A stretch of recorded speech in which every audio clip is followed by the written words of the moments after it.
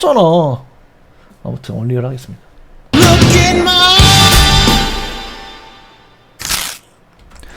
네, WWE 얼리얼 리뷰를 시작해 보도록 하겠습니다. WWE 얼리얼, 이게 뭐냐면 이제 넷플릭스 에라를 맞이해서 WWE가 이제 쇼가 어떻게 만들어지는지 1부터 100까지 다 까발리는 쇼 다큐멘터리가 5부작으로 제작돼 있어요. 5부작으로 제작된 WWE 다큐멘터리 넷플릭스에서 보실 수가 있고요. 그래서 WWE가 넷플릭스 에라를 맞아서 WWE가 내미는 입문서라고 생각해. 나는 많은 사람들이 그렇게 생각 안 할 거라고 생각하는데 나는 그렇게 생각이 되더라고. WWE가 사실 프로레슬링이 짜고 하는 거다, 이렇게 사람들이 선입견 있고 거기서 진입장벽이 꽤 있다고 생각이 되고, 그래서 넷플릭스 에라에 맞춰서 프로레슬링을 처음 보는 사람들이 겁나게 많을 거야. 이게 뭐지? WWE가 넷플릭스에 있네? 프로레슬링 이거 짜고 하는 거 아니야? 라고 했을 때 오히려 WWE는 이거 짜고 하는 거 맞아요. 이렇게 짜고 합니다. 이렇게 딱 5부작으로 딱 다 까발려 주는 게 이 넷플릭스 에라를 맞아서 우리가 영화를 어떻게 만드는지 알잖아. 그 과정을 보고서 영화를 보잖아. 그것처럼 이제 우리가 프로레슬링이 어떻게 짜고 하는지 알려주고 프로레슬링을 볼 수 있게 만드는 이 넷플릭스 에라를 맞아서 WWE가 내미는 입문서라고 저는 그렇게 총평합니다. 이 시리즈를. 네. 그래서 1화는 새 시대고요. 첫 사진이 좀 재수없으니까 일단 바꾸겠습니다. 예. 새 시대고요. 1화가 캐릭터를 벗어난 이야기, 행동을 안 하던 20년 전. 20년 전은 이제 K페이브를 지켜야 되기 때문에 링 안에서도 링 밖에서도 캐릭터를 지켜야 됐던 그런 시대가 있었어요. 그래서 그때는 어떤 시대였냐? 밀리언 달러맨이 실제로는 돈이 없는데 바깥을 돌아다니기 위해서 리무진을 빌려서 리무진으로 이동해야 됐고, 리무진 드라이버도 고용해야 됐고, 굉장히 비싼 정장을 입고 다녀야 됐지. 그러던 시대가 있었고, 뭐 언더테이커도 뭐 웬만하면 외부 얼굴을 안 드러나게끔 뭐 가리고 다녔다, 뭐 이런 얘기도 있을 정도로 이 90년대는 K페이브, 본인의 캐릭터를 깨지 않기 위해서 야외에서도 그래야 됐어. 그리고 내가 얘랑 졸라 친해, 완전 절친이야. 근데 텔레비전 상에서는 지금 대립 중이야. 그러면 얘네들은 야외에서도 이 둘 간의 친한 시간을 같이 못 보냅니다. 술 한잔도 못 하던 그런 시대가 있어요. 트리플 H가 그 시대를 언급합니다. 20년 전에는 캐릭터를 벗어난 이야기, 행동을 하면 안 됐지만 지금은 많은 게 오픈되어 있다. 시대가 바뀌었고 이 시대에 대해서 우리가 얘기할 것이다. 프로레슬링은 조율과 계산이 포함된 공연이다. 그리고 이 조율과 계산이 포함된 공연에서는 주인공을 한정된 사람만 할 수 있다. 모두가 주인공이 되고 싶지만 모두를 출연시킬 수 없는 부킹 퍼즐의 고뇌. 부킹을 잘 해야 모든 탤런트들이 자신의 기회를 제대로 잡아서 차기 주인공이 되기 위해 언더카드도 했다가 미드카드도 했다가 오프닝 경기도 했다가 기믹 경기도 했다가 모두가 돋보일 수가 있잖아. 오늘 썸머슬램처럼. 그러려면 이 부킹 퍼즐의 고뇌가 있어야 되는데 이 부킹 퍼즐의 고뇌를 하는 트리플 H의 모습마저도 이 얼리얼에서 보여집니다. 네. 그렇게 라기사 나락. 그것도 퍼즐에 있어요. 그것도 퍼즐에 있어서 세스 롤린스의 부상 스팟을 챙겨서 LA 나이트가 세스 롤린스를 먹을 수 있게 한번 챙겨줬잖아. 아무튼 간에. 네. 그래서 코디 로즈의 가족 크리스마스 파티 장면이 있는데, 코디 로즈의 가족이 크리스마스에 파티하거든. 딸 이름이 리버티 로즈야. 리버티인데 아빠가 댄서인 줄 알아. 딸은 아빠가 맨날 화려한 음악과 함께 막 와 이러고 나오고 막 화려한 동작을 하잖아. 그래서 아빠가 댄서인 줄 알아. 근데 이것도 맞는 것 같아. 프로레슬링도 어떻게 보면은 정확한 리듬에 맞춰서 정확한 동작을 하는 종목이잖아. 그래서 난 이 딸이 코디 로즈를 댄서로 착각하고 있는 게 되게 기묘하면서도 적절하다고 생각되더라고. 그래서 굉장히 놀랐어요. 네. 그래서 이제 코디 로즈의 크리스마스 파티가 넘어가고 나서는 각본 회의 장면이 있는데 시나와 코디의 이야기를 어떻게 풀지 이걸 숙제로 여기는 장면도 있었고요. 시나가 이제 레슬매니아 시즌을 통해서 이제 연말 은퇴 투어를 할 건데 은퇴 투어에 맞춰서 시나를 어떻게 활용할지, 이게 보통 이제 4화쯤에 풀리거든요. 4화쯤에 풀리는데 1화에도 한번 떡밥을 던져 놓습니다. 그 다음에 리아 리플리가 인터뷰하는데, 리아 리플리가 이 리아는 여신의 이름이고 리플리는 에일리언 전사, 에일리언 여주인공, 에일리언이 옛날에 리들리 스콧 감독 영화인데 거기에 이제 시고니 위버가 리플리라는 이름의 여전사로 나오거든. 거기서 이름이 따왔다. 그리고 이제 길고 긴 리브와의 대립도 언급하면서 세그먼트 후에 디테일을 조율하는 장면이 있는데 여기서 경기를 디자인하고 그 디자인을 복습하는 장면이 나와요. 경기를 디자인하는 건 어떻게 디자인하냐면은 선수와 선수 그리고 프로듀서가 함께 얘기를 하고요. 프로듀서가 경기의 끝장면을 얘기해요.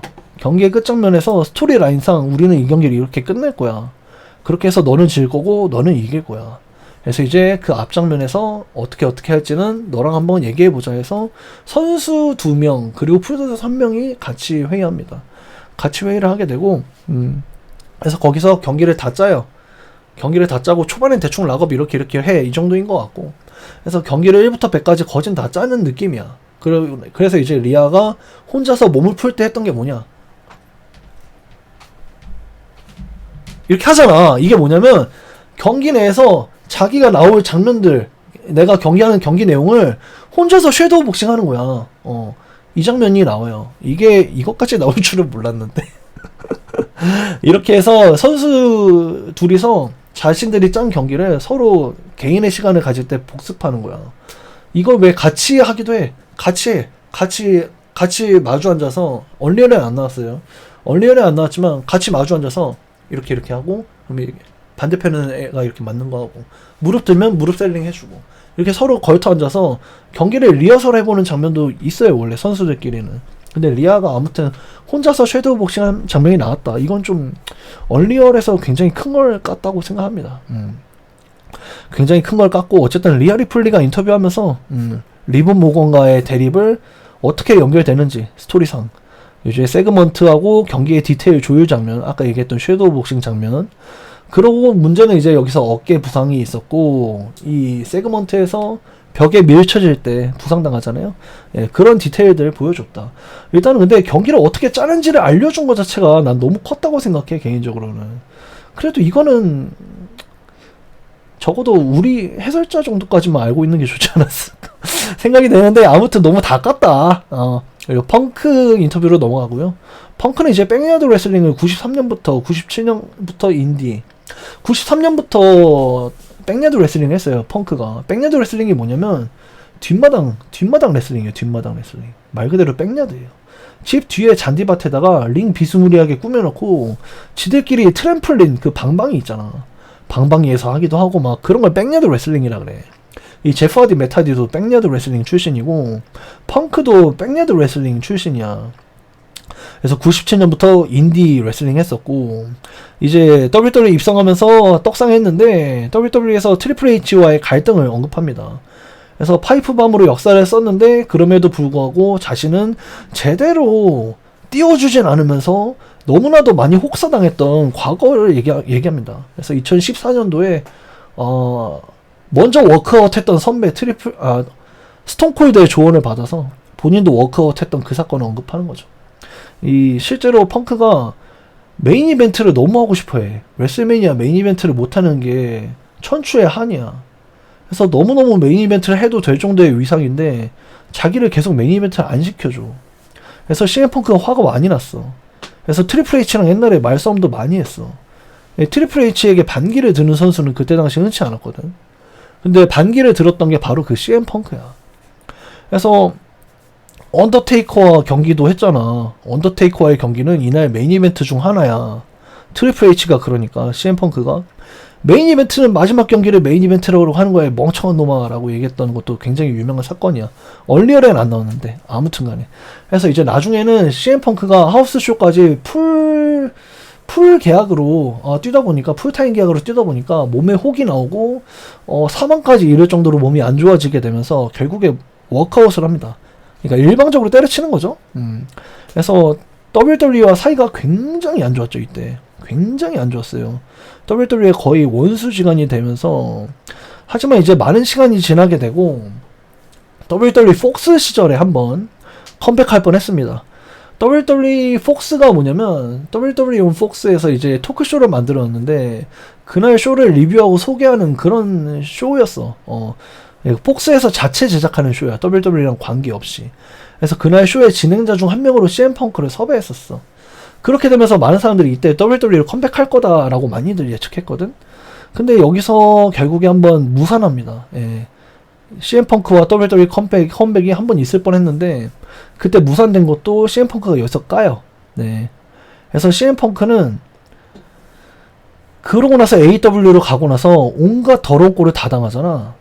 그래서 이제 CM 펑크가 깨달은 게 WWE가 선녀구나 라고 느낀 것 같아. 그래서 CM 펑크가 AEW랑 틀어졌을 때 시카고에 WWE가 왔었나? 그때 백스테이지를 한번 찾아가죠. 네, 찾아가서 많은 동료들과 한번 얘기 나누고 트리플 H랑도 얘기해요. 근데 트리플 H는 이때 CM 펑크랑 더 얘기하고 싶어 했다? 근데 빈스가 뭐 펑크가 왔다고? 내보내! 그래가지고 트리플 H가 장인어른이 내보내라고 하시네. 우리 나중에 다시 얘기하자. 이렇게 얘기해서 다시 얘기한 거야. 다시 얘기해서 CM 펑크가 그간의 과거의 자신의 실수들을 트리플 H에게 고백하고 트리플 H도 그간의 CM 펑크를 억까했던 거를 고백하면서 서로 화해를 하고 컴백하게 됐다. 이런 얘기가 좀 함축적으로 나와요. 다큐멘터리에는. 네. 나는 이거를 알고 있잖아. 이거를 그냥 트리플 H도 과거의 트리플 H가 아니었고 CM 펑크도 과거의 CM 펑크도 과거의 CM 펑크가 아니어서 얘기가 잘 흘러갔죠. 이 정도로만 얘기가 되더라고. 그러고 나서 서바이벌 시리즈 충격적인 컴백 장면까지 연결이 됩니다. 그래서 CM 펑크는 자신의 다수의 실수를 자산으로 후배들에게 귀감이 될 수 있다고 생각해. 그러니까 나처럼 되지 마라 이런 걸 할 수 있다는 거지. 그래서 그런 인터뷰까지도 있었습니다. 일단 1화의 핵심은 있잖아. 1화의 핵심은 프로레슬링의 개념 설명, 그리고 어떻게 만들어지는지 부킹이 퍼즐이라고 설명한 것들, 이런 게 핵심인 것 같고, 가장 중요한 건 이 고릴라 포지션인 것 같아. 이 고릴라 포지션을 모두가 알고 있잖아. 이 많은 사람들, WWE에 대해서 관심 있는 사람들은 다 알아요. 고릴라 포지션이 뭔지. 고릴라 포지션이 뭐냐? TV 중계 초창기 때 고릴라 몬순이라는 희대의 악역 레슬러가 있어요.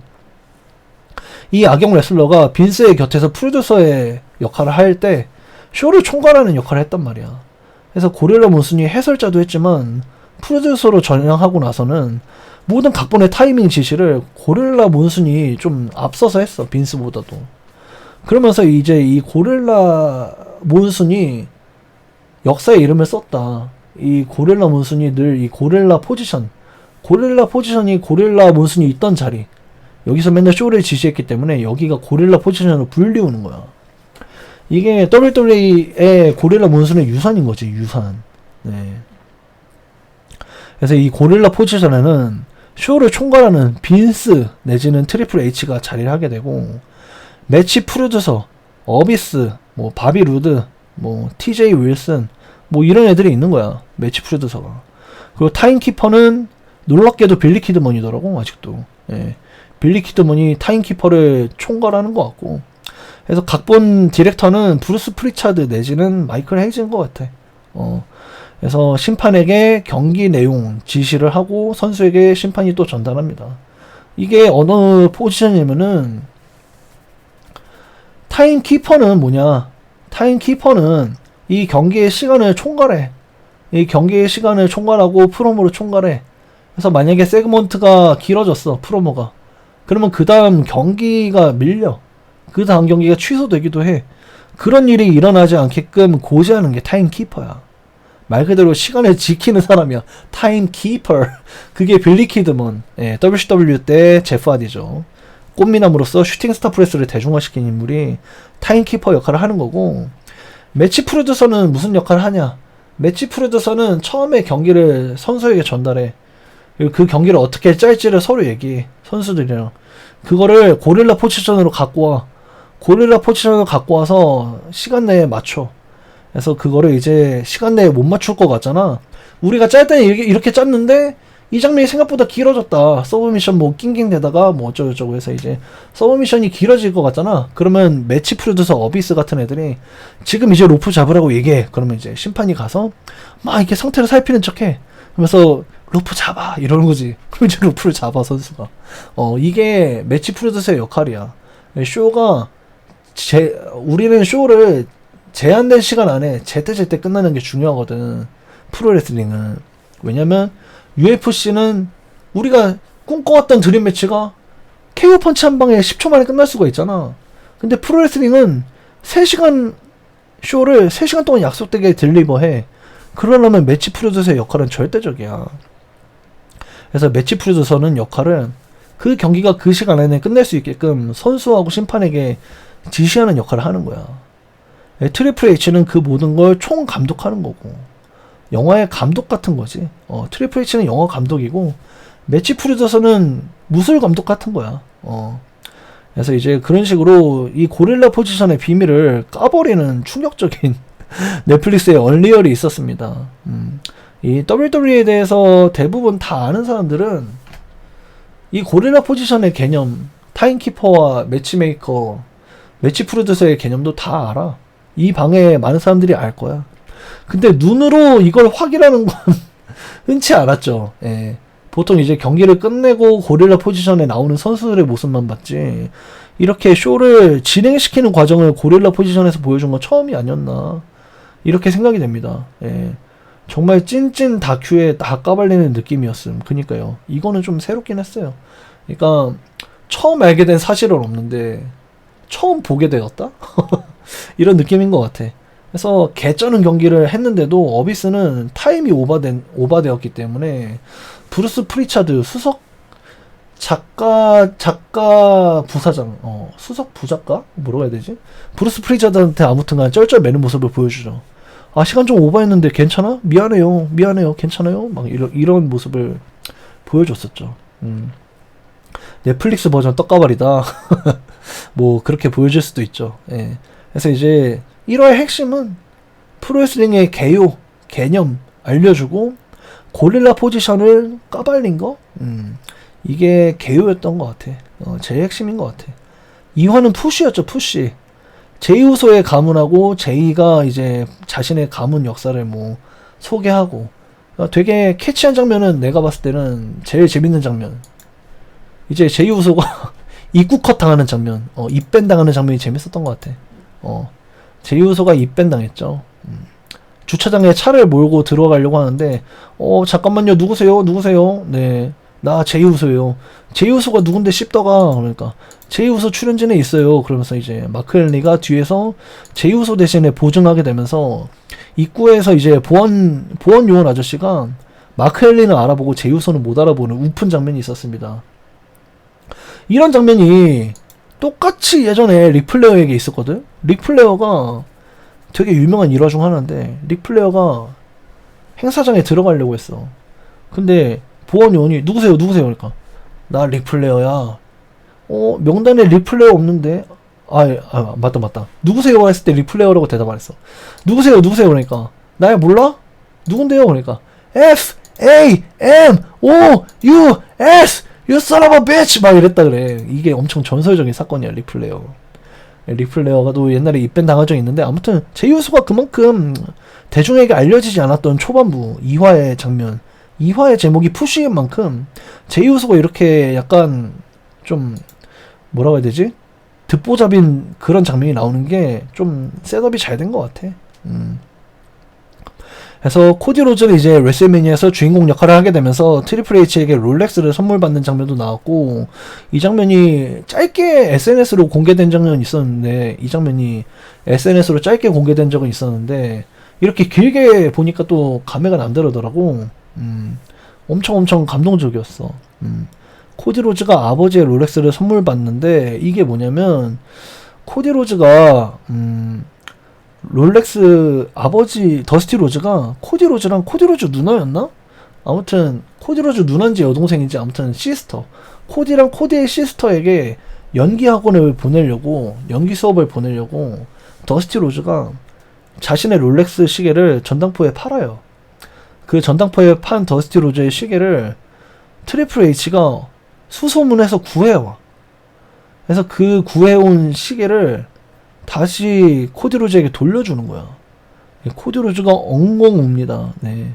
코디 로즈 같은 역사 덕후, 유산을 중요시 여기기 때문에 최고의 유산을 선물 받은 코디 로즈는 최고의 선물을 받았고 트리플 H에게 앞으로 충성하게 되겠죠. 네.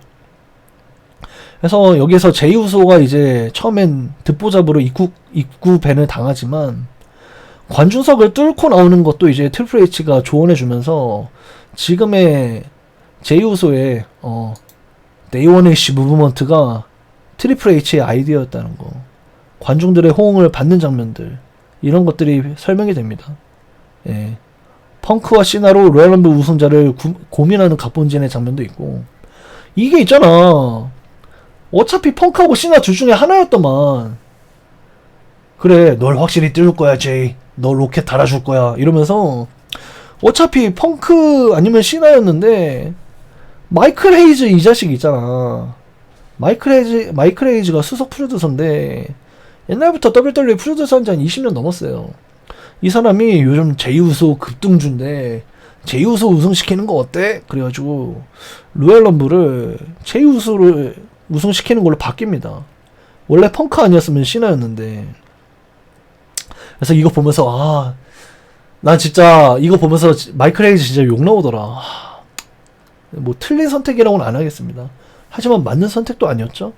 결국에 레슬매니아에서 한계를 느끼고 그 많은 보치를 통해서 리스크가 있다는 걸 느끼고 오프닝 경기로 옮겨졌잖아. 이거는 옳은 선택도 아니고 틀린 선택도 아니었던 것 같아.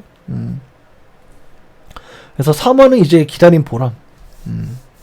3화는 기다린 보람이라고 해서 푸시를 기다렸던 여성 선수들이 좀 많이 비춰집니다.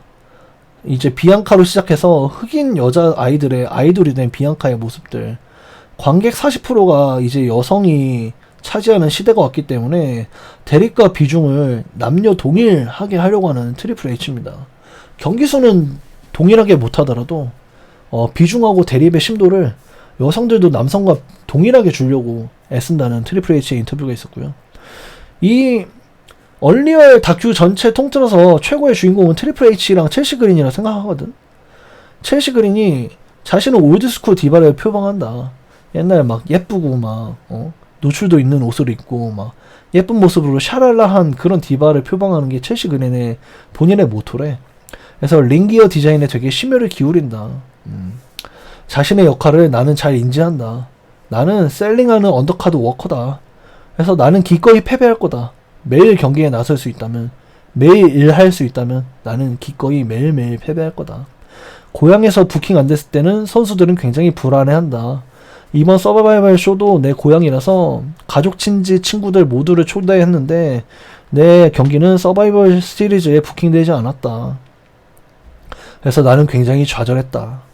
하지만 많은 사람들, WWE 안에 프로듀서 내지는 트리플 H, 스테파니 맥맨조차도 첼시 그린의 가치를 인지하고 있었다.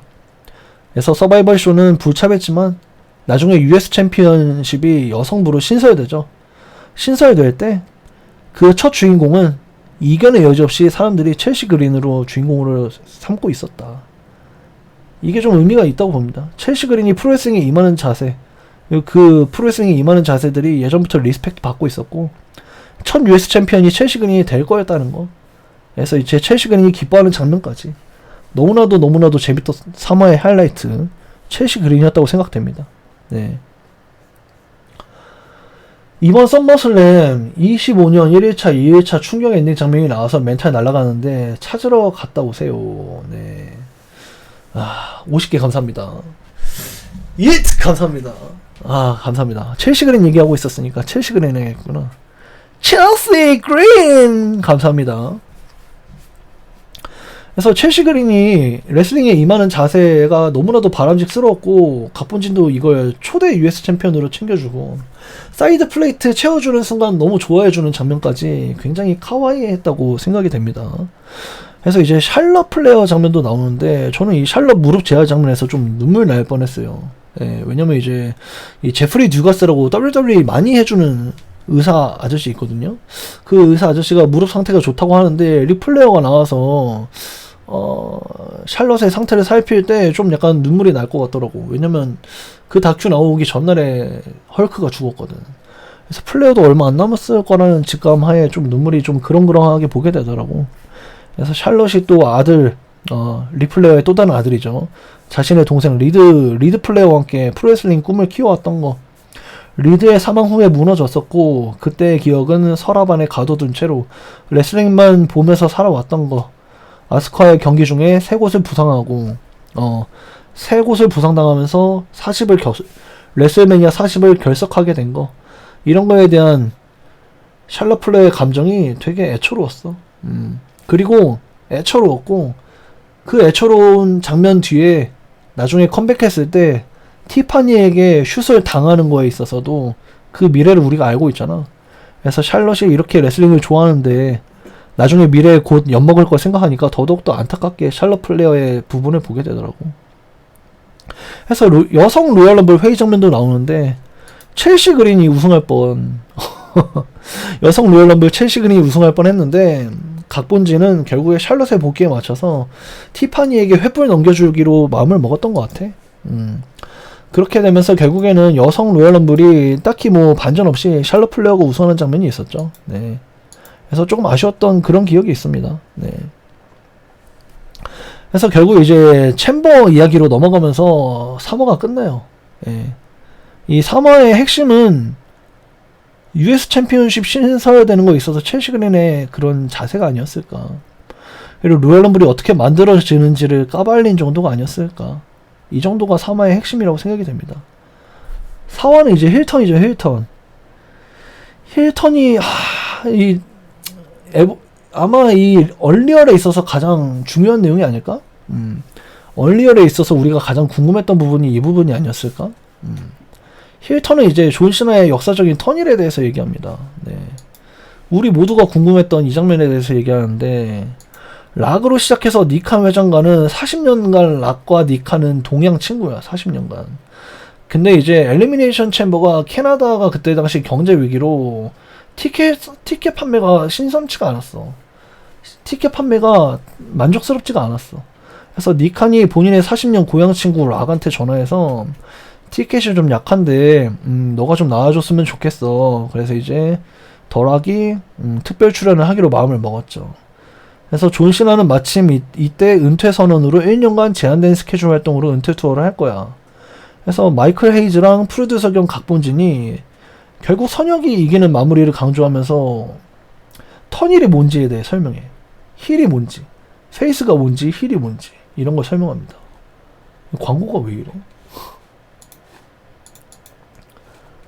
설명합니다. 네. 그래가지고 네, 미안합니다. 네. 그래서 악역이 뭔지에 대해서 마이클 헤이즈가 설명해. 마이클 헤이즈는 원래 악역 레슬러야. 80년대 때도 태그팀 악역 레슬러였거든. 그래서 악역이 뭔지 설명하면서 존 시나의 악역 전환에 대해서 계획하는 장면이 나옵니다. 계획하는 장면이 나오게 되고, 뭐 제비어 우즈가 10주년 행사 때 비기한테 욕먹였다가 제비어 아버지가 난 너 그렇게 안 키웠다 뭐 이렇게 말하는 것도 있는데, 이런 거 그냥 곁다리인 거고, 턴일이라는 그 큰 에피소드의 곁다리인 거고, 존 시나의 악역 전환이 거의 메인 이야기라고 보시면 돼요. 네. 처음에는 선 시나 선 코디로 시작했는데 이 덜하게 당담 작가 브라이언 거위츠가 등장하게 됩니다. 이 브라이언 거위츠가 누구냐면은 옛날 WWE 뉴스 좀 챙겨본 사람은 다 아는 이름인데 WWE에서 99년부터 15년까지 수석 작가였던 인물이 이 브라이언 거위츠야.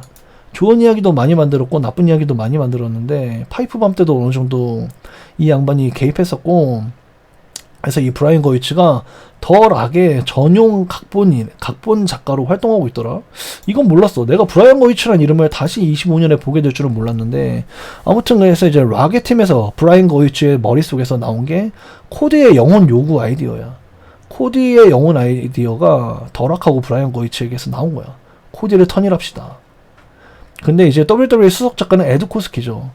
에드 코스키, 그리고 각본 그 크리에이션 총괄 부사장 브루스 프리차드, 그리고 크리에이션 당담 사장 트리플 H, 이 세 명이서 코디 흑화에서 시나 흑화로 역제안합니다. 역제안하게 되면서 니칸 삼치의 브루스, 스캇, 시나, 락, 코디 외의 기밀이야. 그러니까 사장 니칸, 각본 사장 삼치, 각본 부사장 브루스, 트래비스 스캇, 존 시나, 더락, 코디 이 7명 외에는 아무도 몰랐어. 에드가 감이 있어. 인정. 에드 코스키가 잘 막았지. 그래서 이게 결국 역제한이 잘 먹혀 들어가면서 시나가 악역으로 전환을 하기로 마음을 먹게 됩니다. 그리고 나는 몰랐는데 존 시나가 이때 쓰던 니패드가 OVW 때부터 쓰던 20년산 니패드더라? 그래서 이제는 가만히 있으면 흘러내릴 정도인데 자기는 이걸 계속 쓴다고 하더라고. 또 이제 엘리미네이션 챔버에서 존 시나의 그 턴일 과정에 있어서는 존 시나가 우승을 해야 턴일 할 수 있잖아. 그래서 탈락 과정을 얘기할 때 CM 펑크가 본인의 탈락 과정을 본인이 디자인했더라고. 여기서 이제 세스가 스톰프 해서 스톰프 하면은 나는 이 스톰프 맞은 다음에 STF는 견딜 수가 없으니까 그래서 스톰프 맞은 다음에 내가 너를 쳐다볼 거야 시나야.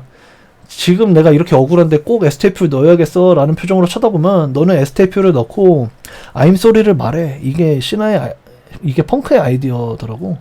이게 펑크의 아이디어고 영혼을 팔라고 했을 때 코디가 Go fuck yourself 라고 락한테 대답하는 거는 이제 덜하게 아이디어고.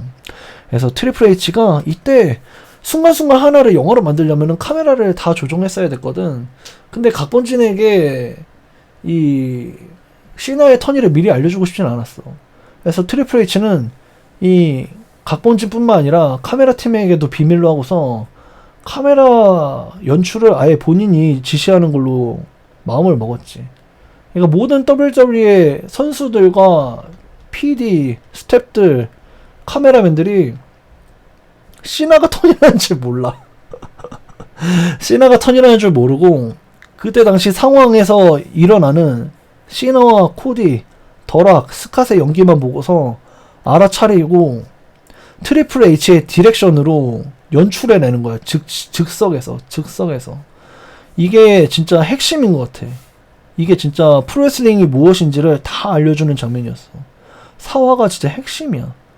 각본을 어떻게 짜는지도 다 알려주죠. 연출이 어떻게 되는지도 다 알려주죠. 그리고 이 과정에서 코디 로즈는 치료를 받잖아. 트래비스 스캇에게 벨트를 쳐맞고 귀싸대기를 맞고 고막이 파열되고 그걸 치료하는 장면이 사화에 나오잖아. 이게 프로레슬링 그 자체야. 왜냐면 이제 영화 감독이 영화를 연출하는 것처럼 트리플 H가 혼자서 즉석에서 연출했잖아. 그 스토리가 영화처럼 우리는 관중들에게 전해졌잖아. 근데 이제 영화에서는 분장을 하잖아. 피칠갑을. 근데 프로레슬러는 그 피칠갑을 치료해야 돼. 이 모든 영화적인 연출과 스토리텔링이 관중들에게 실시간으로 전달되는 연극인 거지, 연극. 근데 문제는 그 피칠갑을 진짜로 피를 내야 된다는 게 영화와 프로레슬링의 차이가 아닐까. 그렇게 생각이 됩니다. 그래서 이 프로레슬링의 개념과 개요가 4화에 다 들어있다고 생각해. 그리고 5화가 제일 재미없죠. 5화는 레슬매니아인데요. 턴일에서 시나가 유럽 돌면서 어그로 끄는 내용들이 나오고 제이가 계속해서 보치내면서 여론이 안 좋아지니까 트리플 H가 내가 이때 당시 로우 후토크 했던 게 기억나. 병신 연기하는 거라고 내가 계속 얘기했잖아. 제이를 아예 그냥 더 묻어서 얘는 못해. 하지만 그 못해라는 이미지에서 다시 한번 동기부여 받는 걸로 내가 병신 연기하는 거라고 했는데 트리플 H가 직접 너 요즘에 보치가 많으니까 아예 병신 연기해서 병신으로 가자. 이렇게 얘기하는 게 나오더라고. 그리고 샬럿 TP의 슛도 있잖아. 우리도 그때 스맥다운 후토크 때 얘기했잖아. 티파니 이거 슛 날렸다고. 티파니 이거 슛 날려서 샬럿 지금 멘탈을 금갔다고. 그래서 트리플 H도 나는 그때 알아차렸는데 트리플 H 못 알아차렸더라. 이때 우리 실시간으로 입중계할 때 난 알아차렸잖아. 근데 트리플 H는 이거 슛이야? 이거 각본에 있는 거야? 애드립이야. 이러니까 각본에 없는 거라고. 애드립이라고. 이렇게 대답합니다. 각본에 없는 거란 거 알고 트리플 H가 티파니 혼내죠. 티파니 너 빨리 샬럿한테 가서 사과해. 샬럿한테 가서 사과해. 이렇게 혼났고 나중에 티파니는 랜디 오튼한테 한 번 더 혼납니다. 레슬매니아 경기 후에 티파니는 랜디 오튼한테 한 번 더 혼나요. 너 감정에 그렇게 휩쓸려서 경기하면 안 돼. 그래서 이제 티파니가 죄송합니다 센파이 뭐 이랬다고 하는데 그래서 이제 레슬매니아 1회차 얘기가 나오고요. 로만 세스 펑크 헤이먼십 얘기가 나오는데 원래 삼치는 브루스 원래는 삼치랑 브루스 그러니까 각본 크리에이션 사장이랑 부사장은 CM 펑크의 승리를 계획하고 있었어. 근데 이 에드 코스키 이 새끼가 세스의 승리로 바꿔요. 네. 그러니까 삼치는 왜 삼치는 언제나 펑크 편이야. 이런 시대가 와서 참 이상한데 삼치는 언제나 펑크 편이었어. 계속해서 펑크의 승리를 삼치가 밀었어. 근데 늘 밑에 있는 애들이 펑크를 깠더라고. 그래서 참 보면서 씁쓸하더라. 옛날에 누구보다 서로를 싫어했던 삼치와 펑크인데 지금은 삼치와 펑크가 누구보다 서로를 밀고 있는 그런 상황이 참 재밌더라고. 너무 재밌었어. 그래서 에드 코스키가 좀 세스의 승리를 푸시하게 되고요. 그래서 마이클 헤이즈도 거기에 힘을 보태게 됩니다. 펑크는 이제 평소의 준비로 이제 하한선을 높인다. 경기 중에 이제 자신이 이제 제일 못할 그 하한선을 가장 미니멈으로 보는 거야. 그래서 그 많은 훈련을 통해서 본인의 하한선을 높인다는 꾸준한 훈련에 대한 애티튜드를 밝히는 장면도 있었고, 경기 중에 지림 현상 같은 거를 공유하더라. 경기 중에 지리는 현상이 선수들 사이에서 의외로 많거든요. 아까 토탈 디바스 얘기도 했는데 토탈 디바스에서도 나탈리아가 토킥을 맞춰서 대변을 잠깐 경기복에 묻히는 장면이 옛날에 뭐 토탈 디바스에도 나왔는데, 막 이런 재밌는 에피소드들, 선수들끼리 이제 관략근 풀리는 현상에 대해서 막 얘기하고, 펑크도 그런 현상들이 있었다. 그런 게 있었는데, 아무튼 그건 이제 레슬매니아를 앞두고 나서 선수들끼리 좀 긴장감을 풀려고 칩챗을 하는 거였고, 샬럿하고 티파니는 그래도 경기가 끝나고 사이가 좋아 보이더라고. 레슬매니아 41일 1일차에서 그 경기를 조졌는데 사이가 좋아 보이더라. 근데 이제 CM 펑크가 레슬매니아 때 눈물을 흘리는 거 우리가 다 봤잖아. 근데 경기 전에도 그렇게 우는지 몰랐어. 경기 전에도 그렇게 펑펑 우는지 몰랐고, 경기 후에도 그렇게 펑펑 우는지 몰랐고, 펑크를 초점으로 좀 레슬매니아 편이 좀 맞춰져 있다고 생각해. 언제나 큰 꿈, 이룰 수 없을 정도로 큰 헛된 꿈을 꾸는 어리소녀였던 필 브룩스가 결국에 그 꿈을 이루고 메인 이벤터가 돼서 우는 CM 펑크의 이야기, 이 서사가 핵심이었다고 생각합니다. 레슬매니아 2일차에서 리아, 이오, 비앙카의 명승부에 대한 그 NXT 동기들끼리 명승부에 대한 이야기도 있었고, 머리카락 채찍 소리가 좀 크게 나려고 머리카락을 좀 굵게 묶는 디테일, 이런 비밀은 나는 몰랐지. 그리고 이제 트리플 점원 장면, 이 턴버클에서 트리플 점원 스프렉스 넘길 때 그때 비앙카가 손가락 부상이 있었구나. 그 장면에서 손가락 부상을 입었구나. 그런 건 또 몰랐지. 새롭게 알 수 있는 디테일들이 좋았던 것 같아. 그래서 최고의 메인 이벤트를 만들고 이오가 승리하고 리아 리플리도 눈물 흘렸던 장면도 보기 좋았습니다. 예. 시내 17회 등극 때 이제 팬들은 사람들이 17회를 다들 원할 거기 때문에 코디 로즈는 자신이 어웨이의 입장이 될 것을 코디 로즈는 알고 있었죠. 오늘도 본인이 어웨이 입장인 거 알고 있었을 거야. 썸머슬램 때도. 아무튼 코디 로즈는 본인이 어웨이 입장인 걸 알고 있기 때문에 코디는 관중의 반응을 듣고 시나가 경기를 콜하게 됩니다. 예. 예, 트래비스 스캇 제거 후에 벨트샷. 하지만 망설이게 되고 코디 로즈가 결국에는 벨트샷으로 패배하게 되고 시나가 승리하게 되고, 우리는 이거를 기만으로 여겼죠. 이때 당시에는 시네마적으로는 말이 된다. 스토리적으로는 말이 되고 복선이 회수가 된다. 이렇게 끝나는 게 맞다. 각본진도 그렇게 생각하고 나도 처음에는 그렇게 생각했는데 이게 점차 회수가 안 되니까 최악의 병신 매니아로 이제 언급이 되고 있는 거야.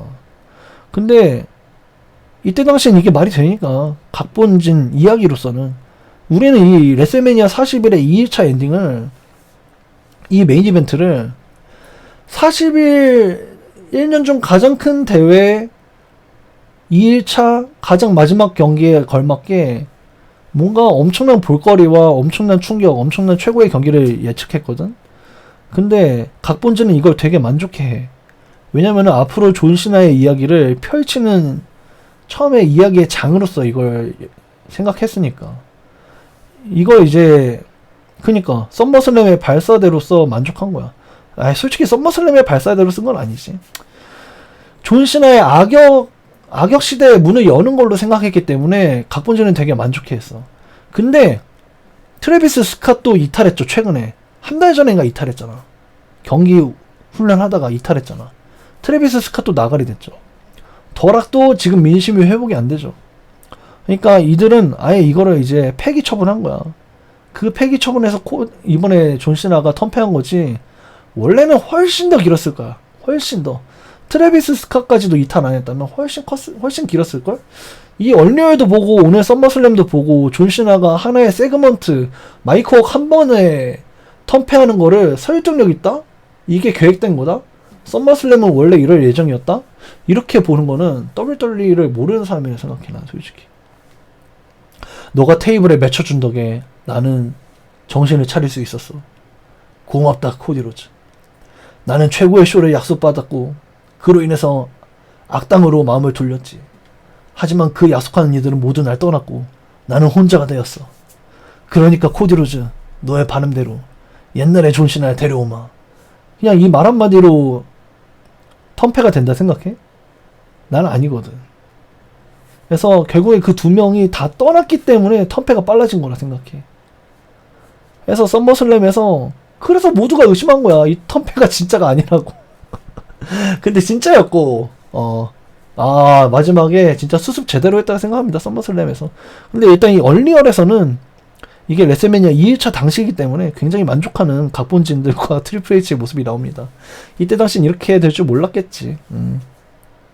그래서 수습을 오늘 썸머슬램에선 잘한 것 같고 램에선 당시에는 얘네들끼리 만족했던 것 같고 그렇게 되면서 승패는 한정된 주인공들끼리의 주인공 자리를 가리는 거기 때문에 이 대진의 변동을 주게 된다. 선수들에게 있어서 승리와 패배는 앞으로의 스토리라인을 받게 되는 지표가 된다. 그래서 프로레슬링에서 승리와 패배는 굉장히 중요하다. 그리고 얘네들은 애초에 개쩌는 경기를 만들 계획이 없었다. 그럼에도 되게 만족해했다. 존시나의 턴일의 개념을 경기로서 설명했기 때문에. 하지만 그게 떡밥이 회수가 되지 않으면서 점차 역반응이 생기기 시작했고 사람들이 존시나의 턴일을 비난하기 시작했죠. 그래서 오늘 썸머슬램 2025에서 제대로 수습을 했죠. 그래서 저는 이 얼리얼이 진짜 재밌었다고 생각합니다. 얼리얼에는 쇼가 아까 오프닝에서도 얘기했듯이 WWE를 넷플릭스 에라에 맞아서 넷플릭스에 WWE가 들어왔는데 WWE가 뭐야? 어떻게 보는 거야? 프로레슬링 그거 짜고 하는 거 아니야? 라고 말하는 사람들한테 짜고 하는 거 맞아요. 이렇게 짜고 합니다. 이런 개념으로 보시면 돼요. 라고 말하는 난 입문서로 봐. 그래서 너무 많이 깠다. 이렇게 많이 까면 안 된다. 프로레슬링에 대한 환상이 깨졌다 이러는데 나는 오히려 이걸 보면은 WWE에 대해서 사람들이 더 궁금해질 거라 생각해. 넷플릭스 에라를 통해서 WWE를 오랜만에 다시 보거나 처음 보는 사람들이 기존에 보는 사람보다 더 많았을 수도 있다 생각하거든. 지금 계속해서 3,400만 유지 중인데 그래서 나는 이 넷플릭스가 일부러 입문서를 만들었다고 생각해. 그래서 나는 굉장히 잘 만든 다큐멘터리라고 생각하고 개인적으로는 5화 레슬매니아 편이 제일 재미없었고 3화의 첼시 그린에 대한 이야기가 제일 재밌었다.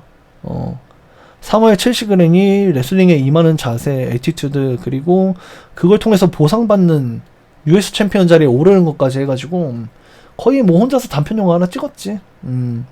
마무리에서는 이제 경기 마무리에서 언프리티어로 끝나려고 고집 부리는 것까지 이제 본인의 금기를 깨는 거잖아. 어떻게 보면 영화적인 구성에서 캐릭터는 누구나 본인의 금기를 깨는 장면을 통해서 각성하게 되는데 나는 언제나 회사가 시키는 대로만 해요 라고 했는데 정작 본인의 US 챔피언십 등급 최초의 싱글 커리어 때는 피니셔가 아니라 레그드랍으로 디렉션을 받게 되면서 매치 프루드스하고 맞짱을 까죠. 난 무조건 언프리티어로 이길 거야. 그래서 이제 언프리티어로 본인의 최고의 해피엔딩을 장식하는 첼시 그린이 이 다큐멘터리 최고의 수혜자가 아닐까. 그리고 트리플 H가 오늘도 썸머슬램 2일차를 본 분들이 알겠지만 이 얼리얼 자체는 트리플 H가 얼마나 전지전능한 역할인지를 다시 한번 보여주는 것 같아. 빈스에게서 배우고 자기가 더 잘할 수 있는 걸 보태서 최고의 WWE 쇼를 만들고 있는 것 같아. 그래서 이 얼리얼에 대한 비하인드로 마무리하려고 하는데 삼치는 이제 득과실을 계산했을 때 까는 게 득이라고 판단한 것 같아. 이 얼리얼을 이 모든 걸 이런 모든 걸 까발리는 게 그래 WWE를 까발려 주마를 하는 게 이 득과실을 생각했을 때 득이라고 생각한 것 같아. 이걸 통해서 업계의 존중도가 높아질 거라고 판단한 것 같아.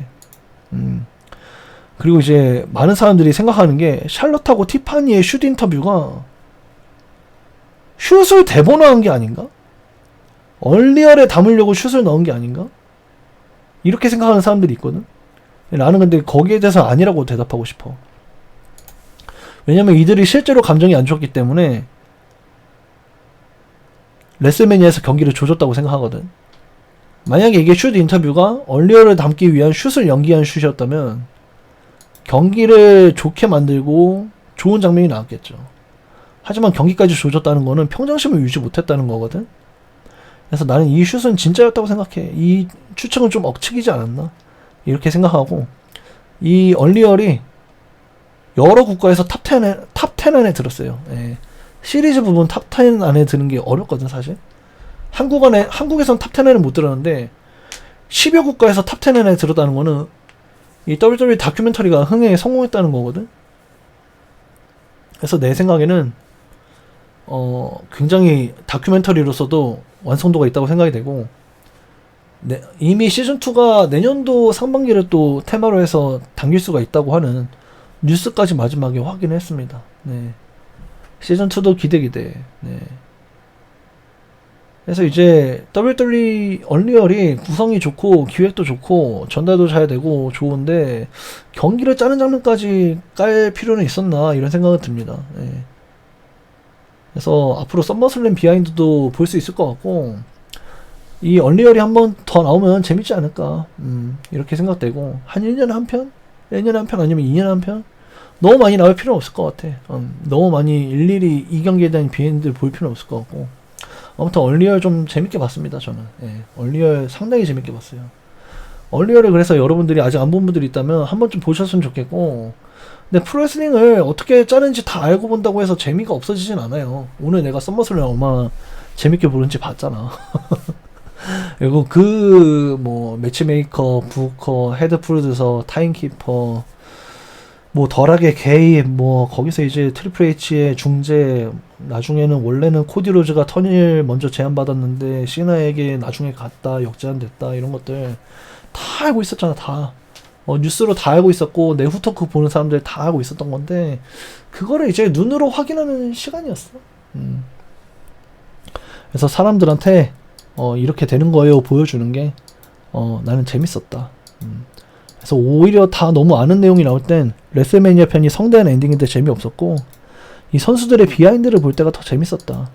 리아 리플리가 공황장애를 이겨내고 레슬매니아 무대를 쓰는 것들 그리고 이제 첼시 그린이 자신의 주제를 알았지만 결국에 개도보하는 것들 그런 장면들이 난 좋았다. 얼리얼을 통해서 선수들의 비하인드가 더 재밌었다. 경기복을 직접 만드는 비앙카 벨러의 모습이라던가 손가락이 부러졌지만 최고의 경기를 만들고 만족하는 모습이라던가 그런 것들이 굉장히 좋았다. 그리고 CM 펑크가 레슬매니아 메인 이벤트가 1일차임에도 불구하고 그래도 메인 이벤트로 인식을 하고서 자신의 성부를 굉장히 만족하고 눈물 흘리는 장면이 좋았다. 이 정도로 얼리얼 마무리하도록 하겠습니다. 네.